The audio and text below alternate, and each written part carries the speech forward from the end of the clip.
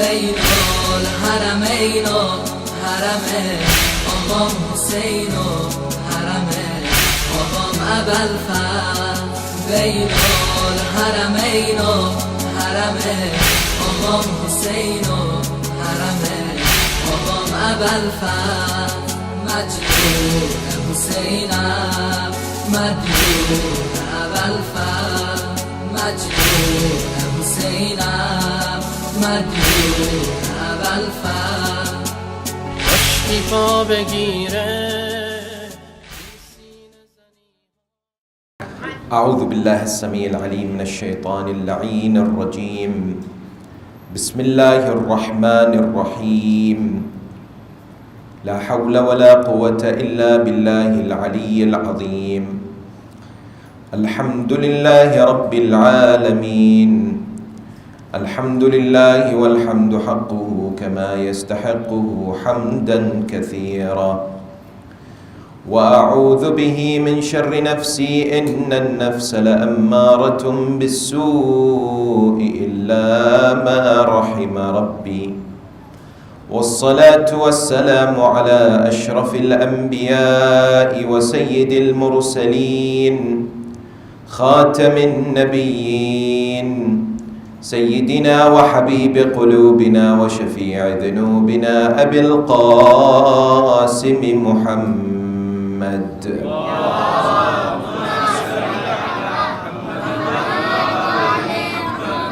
وعلى أهل بيته الطيبين الطاهرين المعصومين المطهرين المكرمين. السلام عليك سيدي ومولاي يا أبا عبد الله، وعلى الأرواح التي حلت بفنائك. عليك مني سلام الله أبدا ما بقيت وبقي الليل والنهار، ولا جعله الله آخر العهد مني لزيارتكم. السلام على الحسين وعلى علي بن الحسين وعلى أولاد الحسين وعلى أصحاب الحسين جميعا ورحمة الله وبركاته.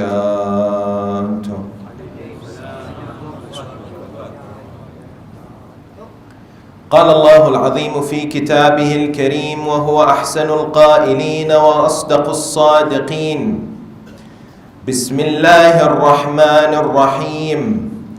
قل سيروا في الأرض فانظروا كيف كان عاقبة المجرمين. آمنا بالله صدق الله العلي العظيم. For the purification of the souls, the enlightenment of the hearts, for the acceptance of our deeds, and for the hastening of the reappearance of the awaited Saviour. Ajjal Allahu Ta'ala Farajahu Sharif. Enlighten your souls, purify your hearts and the atmosphere with the recitation of salawat upon Muhammad wa ali Muhammad. Allahumma salli ala Muhammad wa ali Muhammad. Respected elders, sisters and brothers in Islam, Salamun Alaikum wa Rahmatullahi Ta'ala wa Barakatuh. He is known as one of the most wretched human beings in Islamic history, an individual that perpetrated and committed one of the most heinous crimes, and indeed a man who has been condemned by the Ahl al-Bayt and despised by millions throughout history, but his life needs to be looked at for lessons so that we do not perform what he did. Shimr ibn dhil jawshan was an individual who is known today as the killer of Sayyid al-Shuhada, Aba Abdullah al-Hussein salawatullahi wa salamuhu alayhi.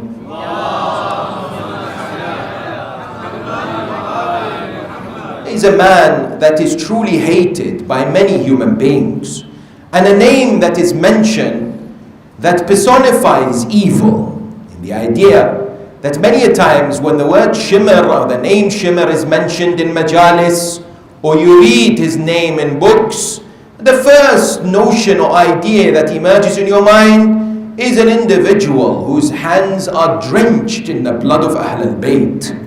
A man who has perpetrated and committed such heinous crimes.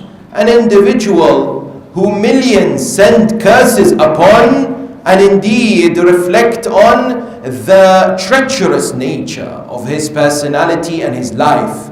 No doubt, when you establish and, for example, hold a tribunal to identify the main criminals of the 10th of Muharram, the four that will stand out are whom?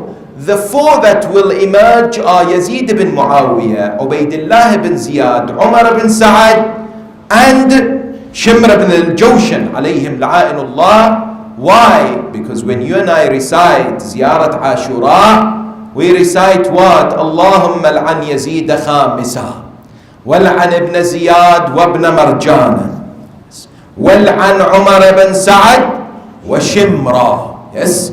These four individuals emerge as people directly responsible who deliberately committed not only the killing of the family of the Holy Prophet, mutilating their bodies, but also taking their families captives and parading them in one of the worst forms of victor's justice. There is no doubt, however, when we look at this particular wretched individual, that the thought of him indeed repels us. I remember watching the interview with the person who acted Shimr in the famous series Mukhtar al-Thaqafi. Mukhtar al-Thaqafi series, when it was out, many people enjoyed watching and learning about this important personality who sought to avenge the blood of Sayyid al-Shuhada. This person by the name of Muhammad Al-Hilli was chosen to act out Shimr. When he was asked, how did you feel? He said, I felt a great sense of embarrassment. When I reached home, my family asked me, have they given you a role? I stayed silent. He says, for days I would go in the room and would not want to speak to them because I was shameful to say to them that I am acting out the enemy of God, Shimr. Yes. No doubt, this association has what developed throughout history. This is not to take away, by the way, the role of other criminals when it comes to the tragedy of Ashura. You find Harmala ibn Kahil, the killer of the 6-month-old. You find, for example, Bajdal, the one who severed the fingers of Abu Abdullah. You find Khawilli or Khuli, the man who carried the head of Imam alayhi salam, was the first to carry it towards Kufa, as well as others like Tufail, who severed the arm of Abu al-Fadl. These individuals are also criminals without a shadow of a doubt. Today, when we look at the 10th of Muharram, when we analyze Karbala, when we are inspired by those holy individuals, the companions and the Ahl al-Bayt headed by the grandson of the Holy Prophet, there are many lessons to be learned, undoubtedly. There are many inspirational figures out there. There are names that truly are embedded in our hearts. We look up to them so much.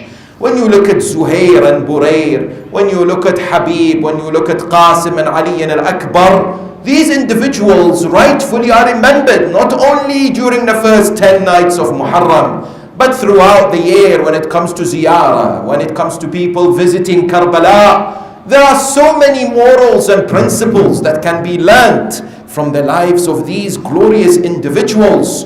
But is the 10th of Muharram only about learning from the righteous? Or is it also to look at those individuals who were the army of shaitan as well? In the idea that there is so much diverse understanding and lessons to be taken from Ashura, that we should also be somehow reflecting upon why those criminals perpetrated what they did. So today, We have a field known as criminal psychology.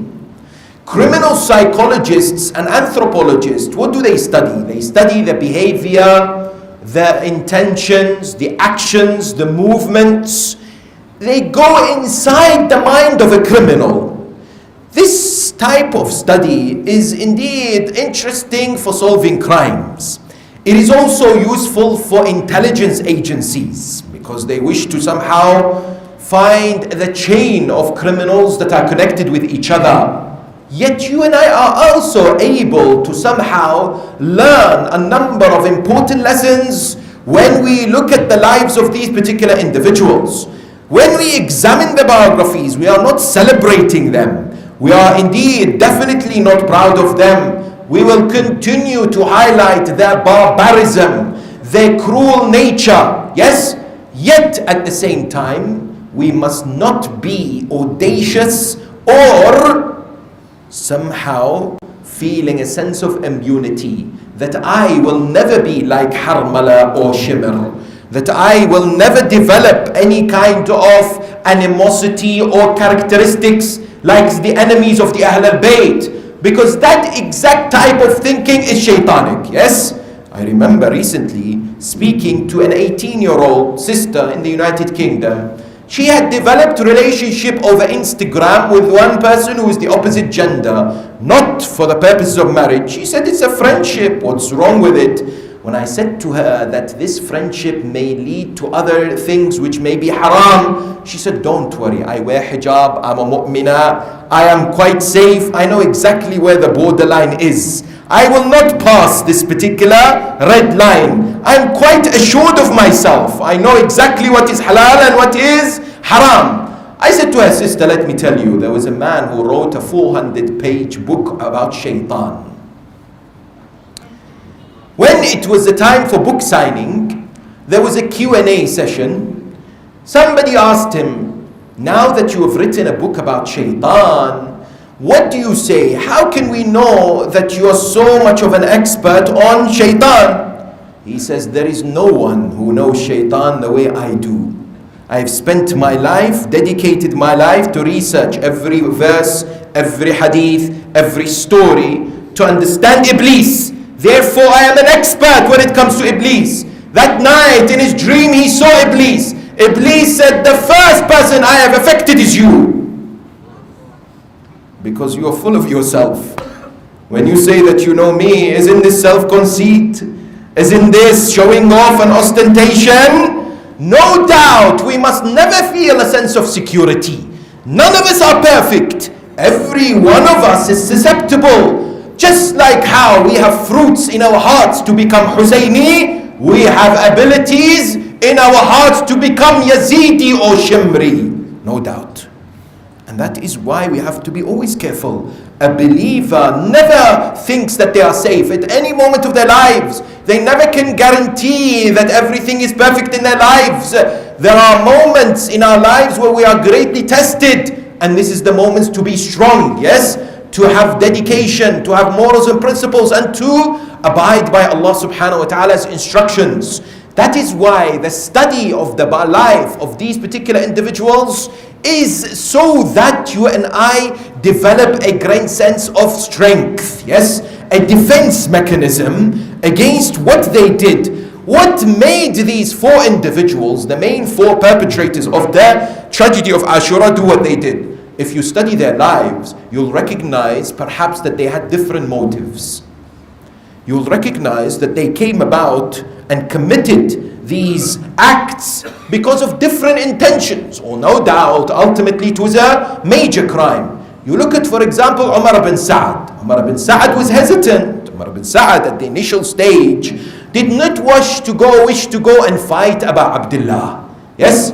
You look at, for example, Ubaidullah ibn Ziyad. Yes? You look at Shimr. You recognize through studying their lives that some of their actions were driven by a number of external factors. I would like to know these external factors. I would like to make sure that I don't slip up the way these individuals slipped up. You ask me, you say to me, is this approach a Quranic approach? I say to you, yes. 72 times Allah subhanahu wa ta'ala mentions the name of Fir'aun. He is referred to more than many prophets. Doesn't mean his status is higher. Allah ta'ala is saying, beware of the dangers of becoming Fir'auni in your actions. Yes. Inna Fir'auna ala fil ard. Allah says, Fir'aun was arrogant. He practiced takabbur. He had this self-centeredness. He saw himself as the supreme Lord. Ana rabbukumul a'la. Yes. We have to study these particular individuals and be warned throughout our lives continuously, so that we are equipped with the necessary tools in this very dangerous sometimes journey that we go, that have the opportunity and the potential for us to slip up. Therefore, I would like to tonight examine and analyze the biography of Shimr ibn jawshan al-Dhababi. And I like to do it through asking a number of questions. Number one, there is an accusation or a misconception that Shimr was one of the Shia of Amir al-Mu'mineen. Then he switched sides. Is that true or not? Number two, how did Shimr prepare and what steps did he take in order for him to have this role that he had on the plains of Karbala? Number three, what was his mechanism of action on the day of Ashura and before? What kind of crimes did he commit? Number four, was it Shimr that killed the Sayyid al-Shuhada, or was it another man?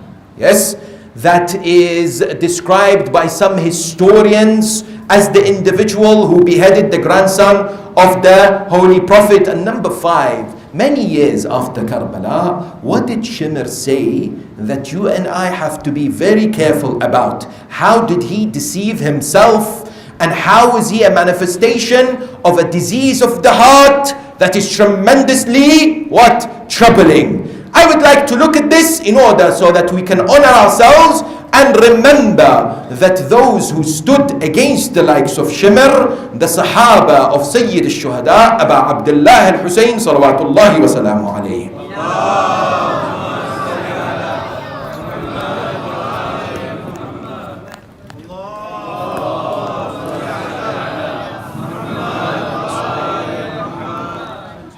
When it comes to the name Shimr, it is in Hebrew from the word Shamir, which some Arabic scholars have said in Arabic means Samir. This individual, his father, his name was Sharhabil ibn A'war. And this Sharhabil was known as dhil jawshan. Dhil jawshan means what? The man with the body shield. He had a body armor that was gifted to him by the emperor of Persia.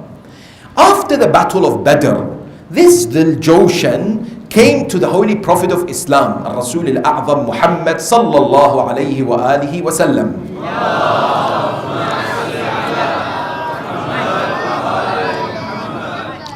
And said to him, I would like to offer you some gifts. The Prophet says, I do not need any gifts from you. Yes, become a Muslim. He said, no, I do not wish to become a Muslim. The Prophet let him go. Yes. There is no compulsion in Islam. Today you find barbaric individuals, the worst evil of today's humanity, the so-called Daesh, yes, capture drivers and others, which still happens till today, by the way, and they ask them to recite adhan, and if they don't, they behead them. This has nothing to do with the religion of Islam. The Prophet, who is full of mercy and love, the Prophet, recognizing this man would not want to become Muslim, says to him, go. The man goes back to Mecca. After the conquest of Mecca in the year 8 after Hijrah, this man, Dhul Jawshan, embraces Islam, but only does so because of his interests. Does so because he was afraid for his wealth in Mecca. He wanted it to be protected. Just like Abu Sufyan and Muawiyah, he did not enter the realm of Islam because of conviction. He did so because he wanted to somehow fit in. And therefore, it is likely that he is one of the munafiqeen. He, whom this particular individual and his son were from the tribe of Hawazin, who were related to Sa'sa' ibn Umar and are from the Bani Kilab tribe. Later, after the sad demise of the Messenger of God, this wretched individual Shimr is indeed born. And we are told there is no mention of him in history. until the Battle of Siffin. What happened? Today, if you Google, somehow try to read about the life of this individual, unfortunately you find a systemic attempt in order to bring enemies of Ahl al-Bayt and to somehow suggest that they were with the Ahl al-Bayt initially. You ask me how? I tell you, you look at Abd al-Rahman ibn Muljam, alayhi la'aynullah, the one who struck Amir al-Mu'mineen. You go and study his life and you find narration after narration that is placed by the enemies of God suggesting that he was one of the followers of Amir al-Mu'mineen. Whereas Sunni and Shia narrations, if you study objectively, you recognize that Imam alayhi salam came and said to him that you will kill me. That man said, no, I give you bay'ah 3 times. Imam said, however many times bay'ah you give me, I know that you will break it and you will shed my blood. Amir al-Mu'mineen recognized exactly who his enemies were. Yes. Just like how Ibn Muljam was not a Shia of Ali, they suggested that Shimr in Siffin became a Shia. In which way? They say he came and gave bay'ah. He gave allegiance to Amir al-Mu'mineen and fought alongside him. But after Siffin, because of the tahkim, because of the incident whereby the group of people known as the Khawarij, they somehow emerged and disagreed with Amir al-Mu'mineen and separated from the Imam. They say Shimr was amongst them. He disagreed with the Imam and separated. Where is the problem here? The problem here is those individuals are using the term Shia of Ali either deliberately or what? Or without understanding properly that they refer to anyone who is in the army of the Commander of the Faithful as one of the Shia, which is historically completely nonsense in the idea that the Shia of Ali are those whom the Imam spoke about brilliantly, who had characteristics and what? Who had features of the people who rose in prominence when it comes to the qualities and the values that the Imam alayhi salam would talk about. Yes, the likes of Maytham al-Tammar, the likes of Malik al-Ashtar, the likes of Ammar ibn Yasir, the likes of Abu Dhar and so on. These are the true Shia of the Ahl al-Bayt alayhim salam. A man who, like many thousands of others, joins from Kufa and wishes to fight for worldly gains is certainly no Shia of the Amir, no doubt. Yes? Number one. Number two, there is another proof. If he was one of the Shia of Imam alayhi salam, Sayyid al-Shuhada would have recognized him on the land of Karbala on the day of Ashura, when Imam alayhi salam dug a trench around his tents and set fire to it behind so that nobody would attack. Shimr emerged. He said, Ya Hussain, ta'ajjal bin nar. Oh Hussain, you are throwing yourself in fire already. You are quickly going to Jahannam. Yes? Imam said what? He looked at him and said, who is this person? Who is he? They said to him, Hada Shimr. Imam did not recognize him. Yes? Imam did not recognize this particular individual. Sheikh al-Mufid, Allah Ta'ala maqamah, a number of other scholars, when they study this particular question, they answer by saying what? They answer by saying that there are narrations that Shimr had frequently visited Muawiyah in Sham and had close relations before Siffin. He would continuously go and come. Yes, it is likely therefore during the Battle of Siffin he was one of the spies of Muawiyah in the army of Amir al-Mu'mineen and acted for that particular purpose. His wila, his connection was to Bani Umayyah, not to Ahl al-Bayt alayhim salam. Yes? In other words, there is no idea of him ever being praised by any of the Ahl al-Bayt or considered to be of those who are the followers of Ahl al-Bayt alayhim salam. And this reminds us of the great status that any individual who claims to be the Shia of Amir al-Mu'mineen, yes? May Allah subhanahu wa ta'ala bless those who strive to live up to the term Shia, because the holy sixth Imam, Ja'far ibn Muhammad al-Sadiq, salawatullahi wa salamu alayhi,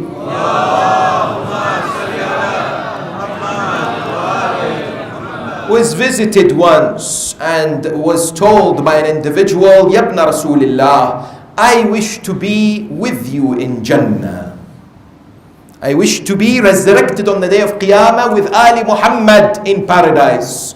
Imam alayhi salam raised his hands and prayed, Allahumma la tukhrijhu min al-jannah.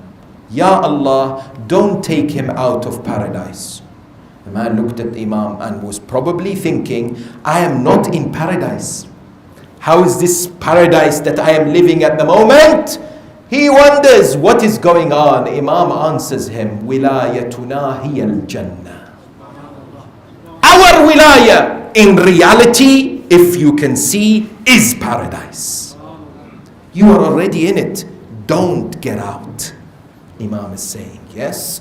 What an honor to uphold the values and the principles of the holy Ahl al-Bayt alayhim as-salam. We have to live up to that name. Yes. We have to live up to the expectation. When I act the way I do in society, the way I do with my wife or husband, with my children, yes, my relationship with Allah, my relationship with non-Muslims, it is reflective of the honor and the badge that I wear, that I am Shia of Amir al-Mu'mineen. Otherwise, I'm doing an injustice. It is extra pressure, extra responsibility, but with it comes extra reward, no doubt. Yes, this particular wretched individual, after Siffin, does what? Supports Bani Umayyah in all shapes or forms. And no doubt, when we study the trend of hypocrites, munafiqeen, and the surah in the Quran, Surah Al-Munafiqeen is much bigger than Surah Al-Kafirun. You and I know this, no doubt. Yes, Allah Tabaraka wa Ta'ala is saying, be careful of the trends of hypocrisy. Because one of the diseases that plagued the Muslim Ummah at that time was this double standards.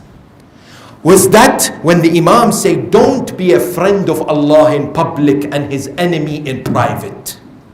That is what happens. And sometimes when we study about hypocrisy and how the Muslim Ummah used to love Ahl al-Bayt, but they fought Ahl al-Bayt 50 years after the sad demise of the Holy Prophet of Islam, we wonder, what happened and what were the reasons. But today this hypocrisy may creep in our hearts. I remember speaking to some of our youth in the United States, some of our community members, and they said to me, I'll be honest with you, when I come to mosque, everybody's judging me, everybody's looking at me, so my salah is very good, but when I'm out there with my friends, when I'm in the car with them, I can't do anything about the music, I just go on. Yes, I have to fit in, there is that peer pressure out there. Unfortunately, this double standards and the identity crisis may exist in the mindset and in the lives of some of our youngsters and others, because they find it very difficult to uphold to their principles when out there. There are those, for example, who will wear the hijab in mosque only. When they're out, they will not wear the hijab because they're afraid they'll be judged.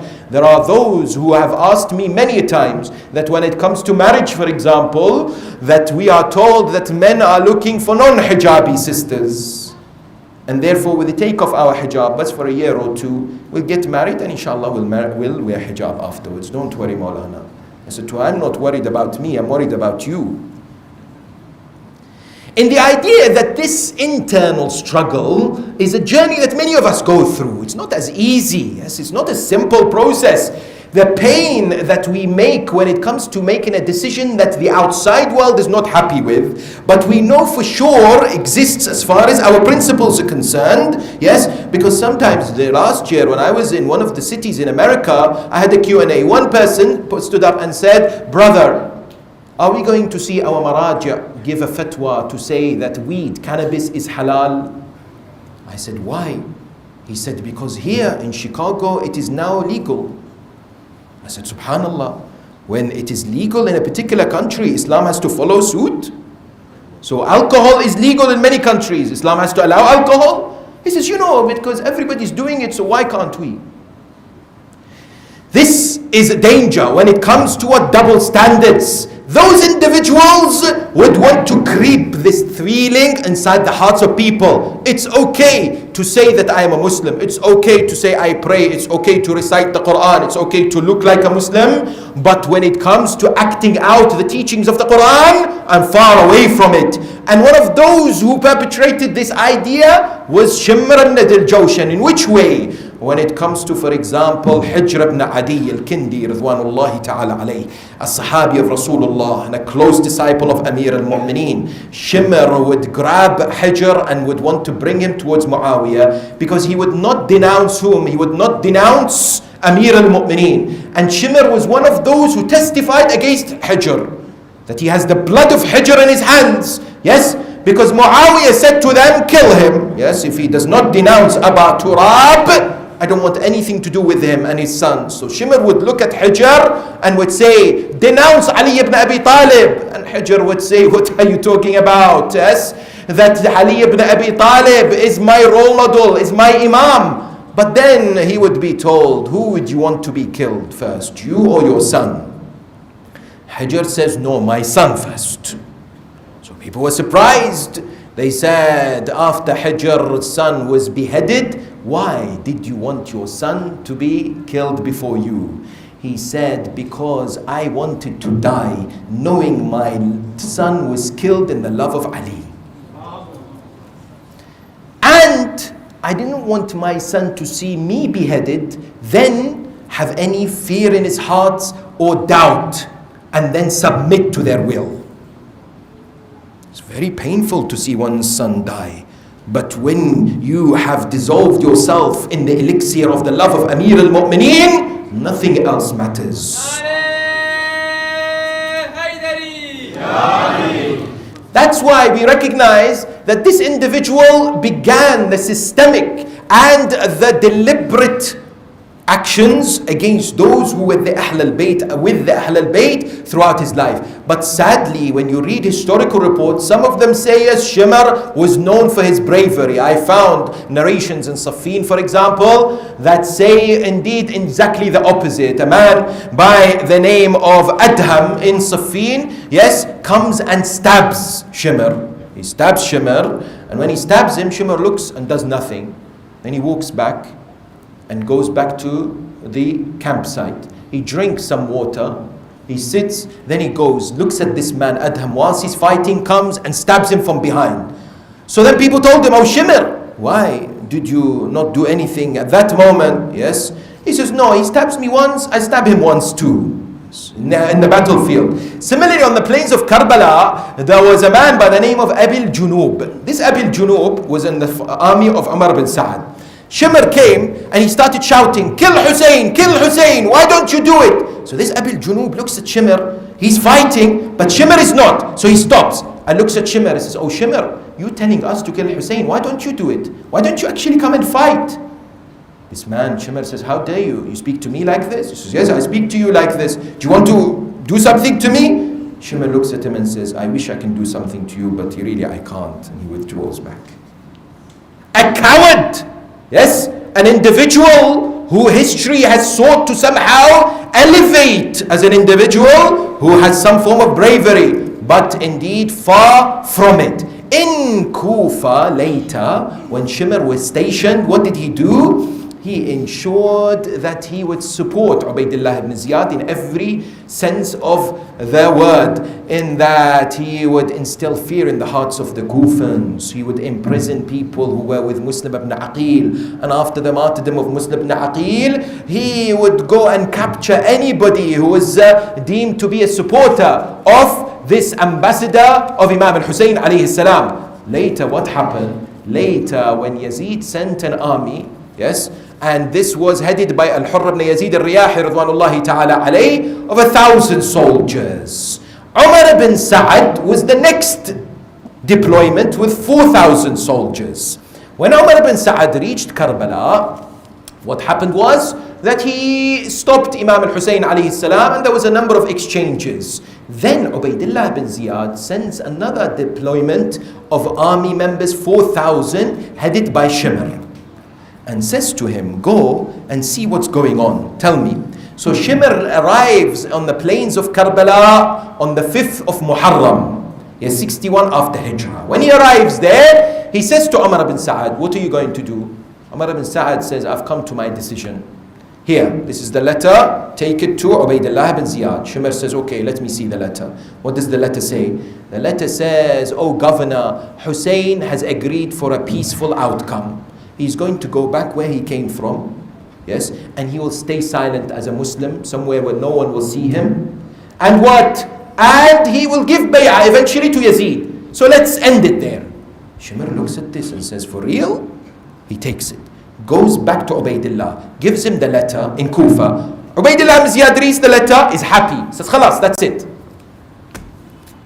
Shimr says, are you going to let Hussein live? If you let him live, he's going to fight you. Eventually he will consolidate power and become very strong. How dare you allow him to live? Finish him off. At that moment is a pivotal juncture in the story of Karbala. Yes? Shimr was so instrumental in changing the opinion of Ubaydullah ibn Ziyad. It is likely, however, objectively studying, that Ubaydullah ibn Ziyad would have perpetrated this crime anyway. But at that moment, it was Shimr who drove him towards doing this. Shimr wrote a letter, Ubaydullah ibn Ziyad wrote a letter to who? To Umar ibn Sa'ad. Umar ibn Sa'ad received the letter. Ubaydullah ibn Ziyad said to Umar ibn Sa'ad, I did not send you as the head of the army to be a friend of Hussein. I sent you to take him by force, yes, and to take a bay'ah straight by force. If he does not give me the bay'ah, behead him, trample on his body, take his family as captives. Umar ibn Sa'ad looks at Shimr and says, this is your doing, isn't it? Then Ubaydullah says, if you don't do this, I am appointing Shimr as the head of the army. You have a choice. You either do what I'm telling you, or you step aside. Umar ibn Sa'ad had a number of opportunities, by the way. A number of chances Allah gave him to see the light. One in Kufa, one in Karbala, one when Imam Hussain alayhi salam came to him. So many instances to see the light. Yes? But unfortunately, he was too deceived by this world, the pleasures of this world. Looks at Shimr and says, no problem, I will do what Ubaydullah ibn Ziyad has indeed asked me to do. And then he made Shimr the one who is in charge of the left flank of the army. Here is an important lesson for you and I. It's the role of friends and companions and advisors in our lives, isn't it? Whom we associate with. The Quran tells us, be careful of your associations. Why?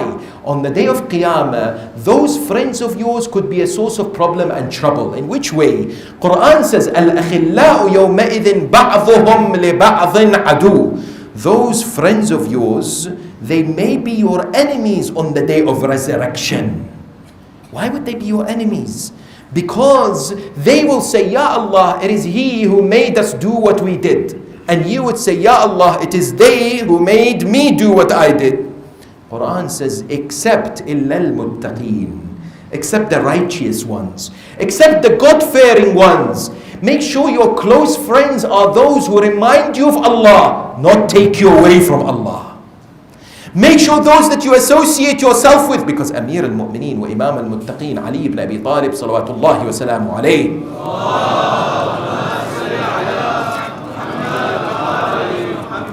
He says, if you don't know a person, somebody comes to you, you don't know him. You know, sometimes when we have marriage proposals, and there is somebody who is not necessarily as well known in society or in the community, Amir al-Mu'mineen says, if you don't know his background or his characteristics, you will understand who he or she is by knowing their friends.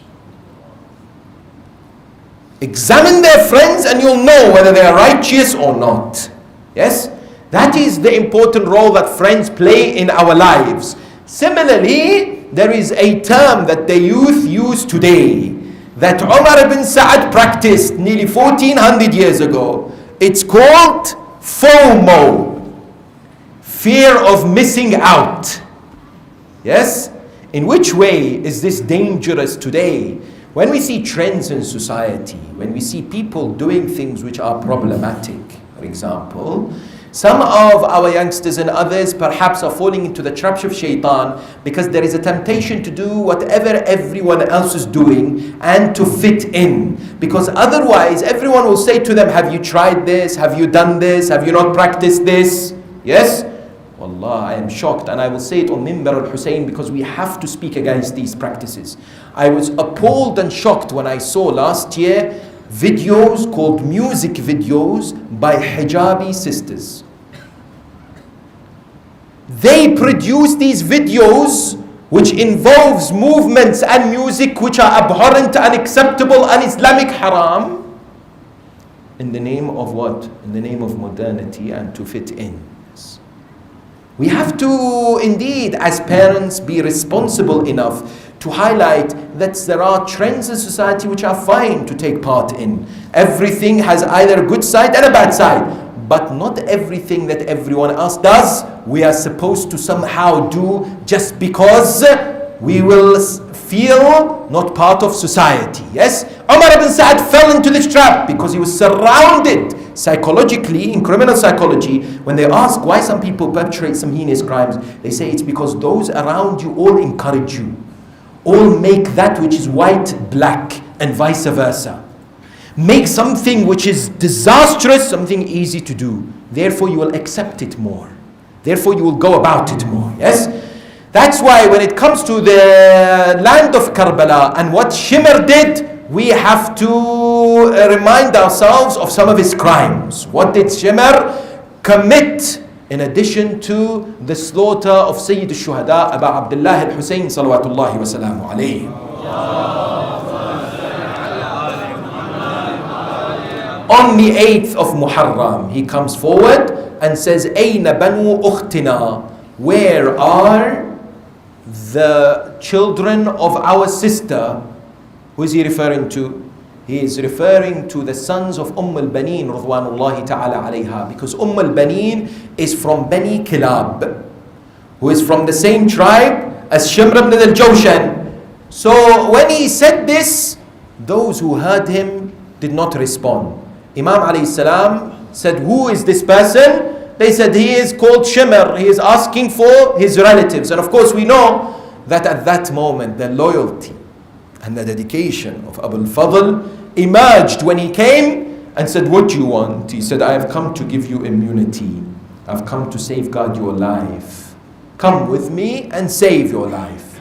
At that moment, without hesitation, the son of Ali, Qamaru Bani Hashim, says to him, لعنك الله ولعن أمانتك أتؤمنني وابن بنت رسول الله لا أمان له. May Allah send his la'na upon you and la'na upon your immunity. You offering me safeguarding and want to save my life, and you want me to leave the grandson of Rasulullah? That was one instance. Another instance was what? Was on the day of Ashura, when he emerged and he said to Imam alayhi salam that you will head to Jahannam immediately. Imam, when he recognized and was told that this is Shimr, he said, Yabna ra'iyatil ma'za. This is important. Imam was referring to him as an illegitimate person. Yes? Oh, the one who is the son of the unknown lady. Unknown person. أنت أولى بها مني صليا. You are more worthy to taste Jahannam. When Imam alayhi salam then gave his famous sermon at the outset of the day of Ashura, powerful sermon, delivering it in order to inspire the hearts and to captivate the minds, the first person who spoke out after the sermon of the Imam was whom? Was Shimr. Because he deployed method of what? Of media warfare using his voice. He would go around, he doesn't have recorded in history moments of bravery on the 10th of Muharram at all. Yes? All he did was to go and speak. You would see him speak in one place, speak him in another place. Yes?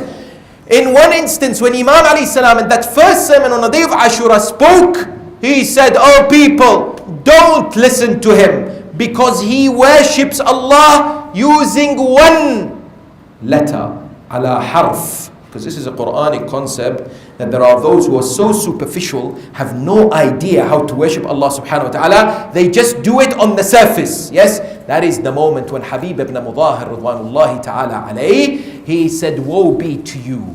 You are a wretched individual and you are an enemy of God. You are the one who worships Allah superficially. It is not one letter, it is 70 layers of superficial worshipping that you do. You are illegitimate and you are fasiq. You are the worshipper of desires. This is whom Habib ibn Mudahir responding to Shimr. Another instance was Zuhair ibn al-Qayn radwanullahi ta'ala alayhi begins a speech.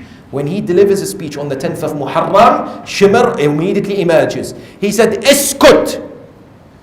Stop speaking! I don't want to hear anything from you. Shimr looks at him, and at that moment Zuhair looks at Shimr and says, you are the son of a man who urinates backwards. You are an animal. I am not speaking to you. I am speaking to others. Yes?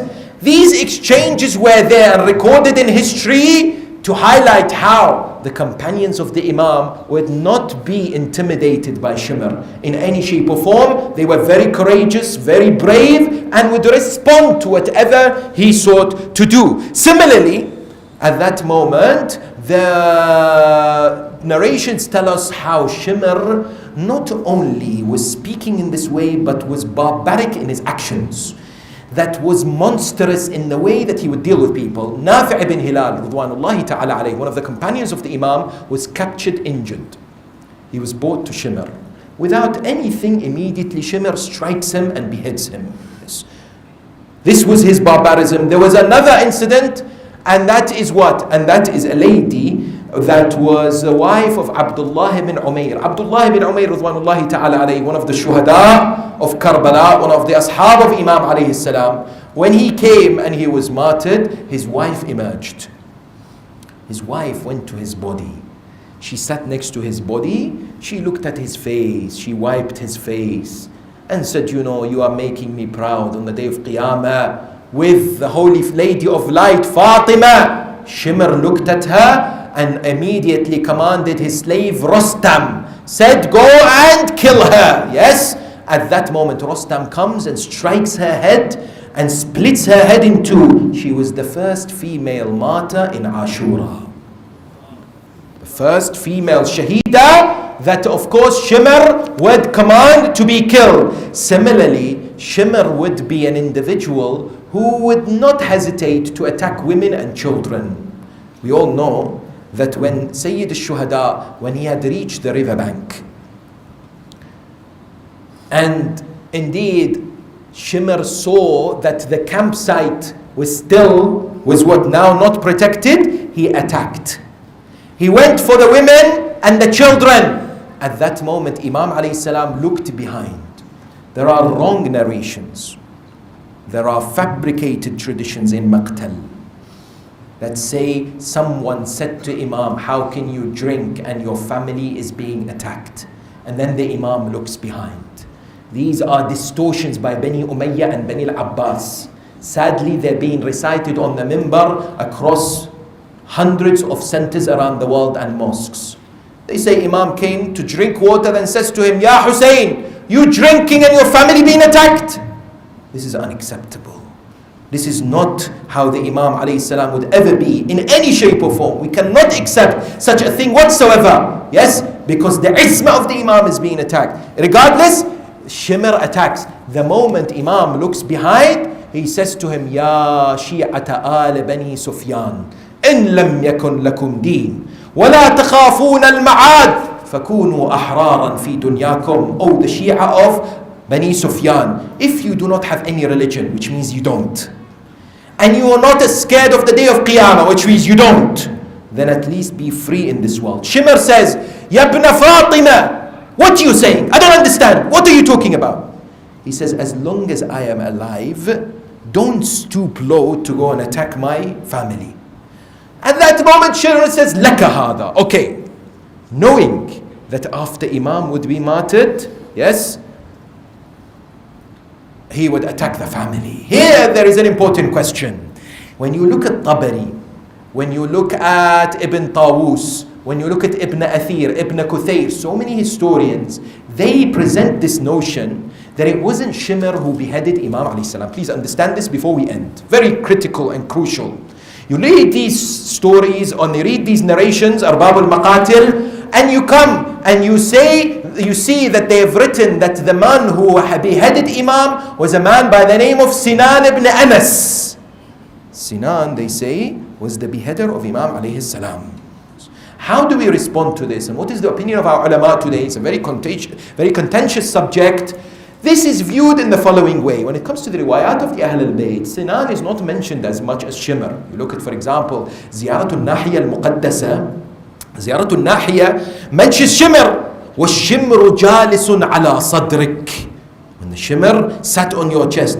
But when it comes to Sinan, it's not mentioned as much. So how do we reconcile all these narrations that suggest it was Sinan who was actually the killer of the Imam?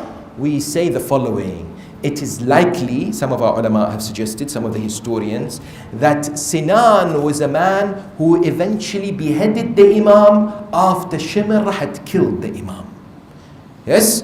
Shimr was the man responsible. He was the one who ended the life of the grandson of the Holy Prophet. But one suggestion is that Sinan was the actual one who beheaded him. Why? Because narrations tell us that he was eager to take the head of the Imam back to Kufa. He was desperate to do so. And he was actually hesitant. On the 10th of Muharram, when Shimr said to him, go and finish Hussein off, he would be hesitant. Narrations tell us that Sinan would be scared. He would not want to do anything in this particular regard. Other historians have said that the body, the way that Sinan and Shimr looked was very similar. So historians somehow were mistaken between the two. Yes? But it is most likely, according to the narrations and objective studying of historical records, that of course it was this wretched enemy of God, Shimr ibn al-Jawshan, who actually perpetrated this heinous crime. And later, of course, it was not only this that he performed and committed.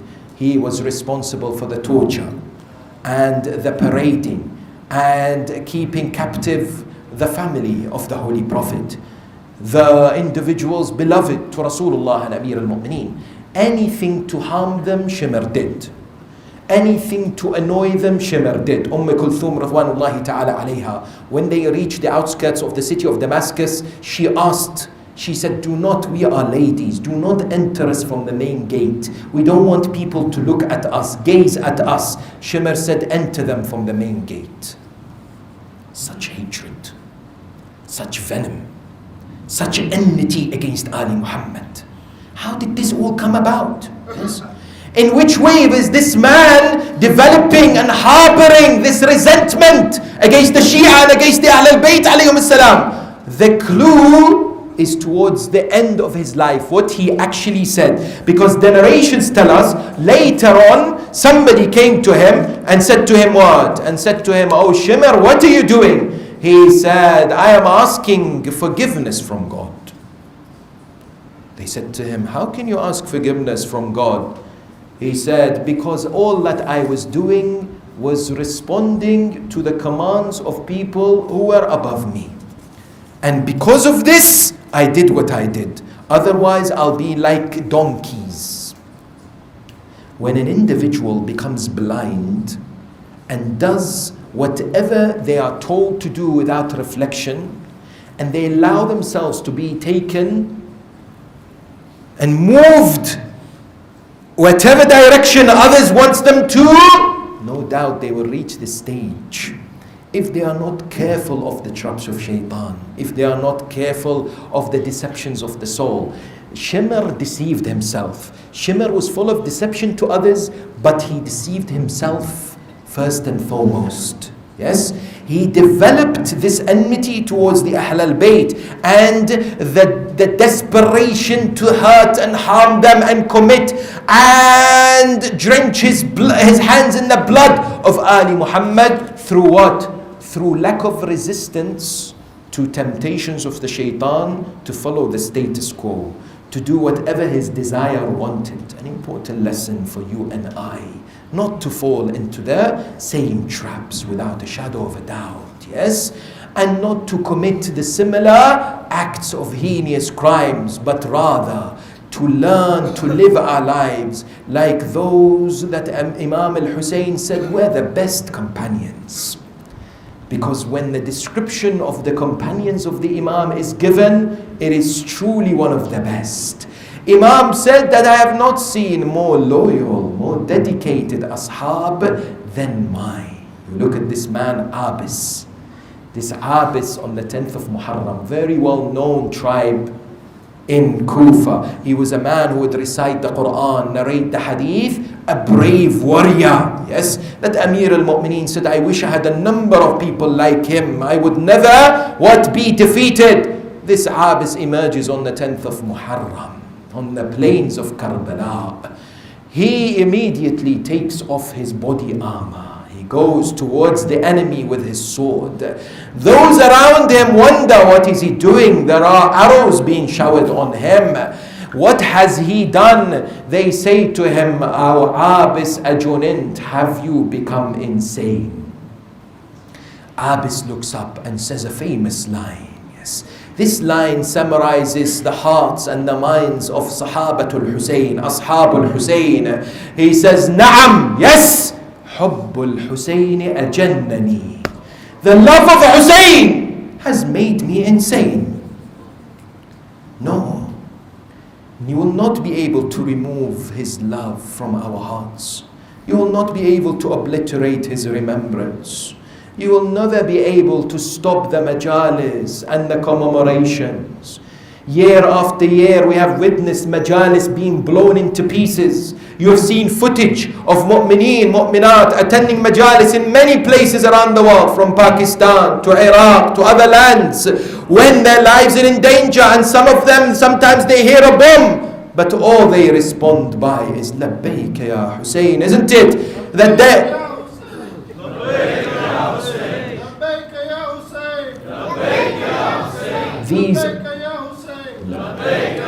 these are truly individuals who understood what Hussein salamullahi alayhi stood for, what salvation Hussein is, because they are following what the Prophet of Islam said, إِنَّ لِقَتْلِ الْحُسَيْنِ حَرَارَةً فِي قُلُوبِ الْمُؤْمِنِينَ لَن تَبْرَدُ أَبَدًا. Surely for the killing of Hussein there is a heat in the hearts of believers that never subside. And one of the first martyrs of Aba Abdullah al-Hussein, from the greatest of his ashab and his family members, was Muslim ibn Aqil, Ridwanullahi ta'ala alayh. This blessed individual who went to Kufa full of hope, full of dedication, full of loyalty and wila to Ali Muhammad.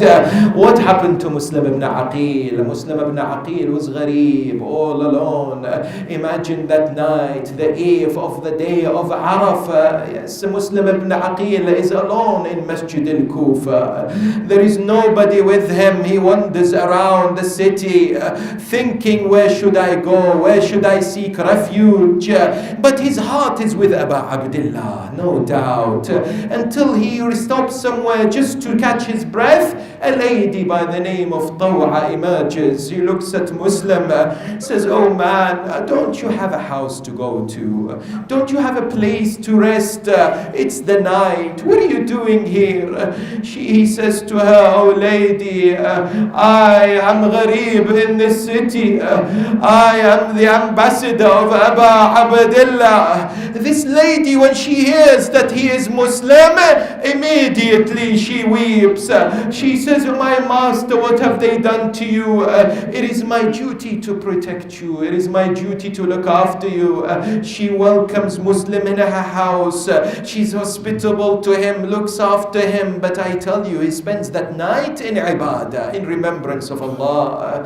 The son of Taw'a was a man close to Ubaidillah. Ubaidillah was looking everywhere in Kufa for this man, for Muslim. Her son enters the house. He begins to suspect somebody is in the room.